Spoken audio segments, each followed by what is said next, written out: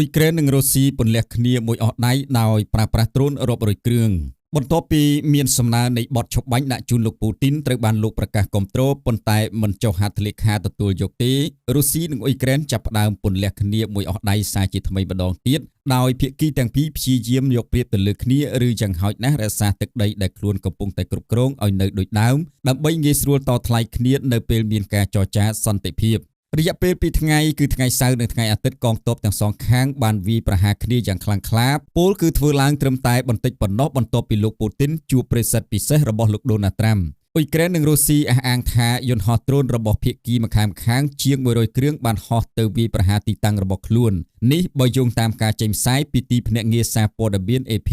លោកពូទីនបានថ្លែងថាលោកគាំទ្រស្មារតីជារួមនៃបទឈប់បាញ់រយៈពេល30ថ្ងៃប៉ុន្តែលោកស្នើសុំឲ្យសរសេរឡើងវិញឲ្យបានច្បាស់លាស់និងលម្អិតជាងនេះបន្តិចមិនតែប៉ុណ្ណោះលោកបានផ្ញើទៅឲ្យលោកត្រាំវិញនៅលក្ខខណ្ឌមួយចំនួនសម្រាប់ជាការពិចារណាដាក់បញ្ចូលទៅក្នុងគម្រោងសរសេរនៃបទឈប់បាញ់នៅពេលក្រោយទៀតទោះជាយ៉ាងណាក្តីនាយករដ្ឋមន្ត្រីអង់គ្លេសនិយាយបែបដេញជើងថាបើលោកពូទីនពិតជាគាំទ្របទឈប់បាញ់មែនគាត់គួរណាស់តែចុះហត្ថលេខាយល់ព្រមនៅក្នុងសេចក្តីថ្លែងការណ៍ថ្មីៗនេះលោក Zelensky ចោទប្រកាន់ថារុស្ស៊ីកំពុងពង្រឹងកងកម្លាំងយោធាបន្ថែមទៀតនៅតាមព្រំដែននៅក្នុងន័យនេះលោកយល់ថាទីក្រុងមូស្គូមានចេតនាមិនចង់ដោះស្រាយបញ្ហាតាមការទូតនោះទេប៉ុន្តែចង់ធ្វើសង្គ្រាមជាបន្តទៀតហើយលោក Zelensky យល់ថាបើរុស្ស៊ីមិនទទួលយកបទឈប់បាញ់ទេអាមេរិកគួរតែមានវិធានការក្តៅទៅលើរុស្ស៊ីគួររំលឹកផងដែរថាសង្គ្រាមរយៈពេលជាង3ឆ្នាំមកនេះបានឆក់យកជីវិតយុទ្ធជនរុស្ស៊ីនិងអ៊ុយក្រែនច្រើនណាស់ព្រោះសង្គ្រាមមិនសាមញ្ញពេកនោះទេថ្មីត្បិតតែសំបកក្រៅនៃសង្គ្រាមរវាងរុស្ស៊ីនិងអ៊ុយក្រែនប៉ុន្តែអាមេរិកទទួលស្គាល់ថាវាជាសង្គ្រាមប្រយោលរវាងរុស្ស៊ី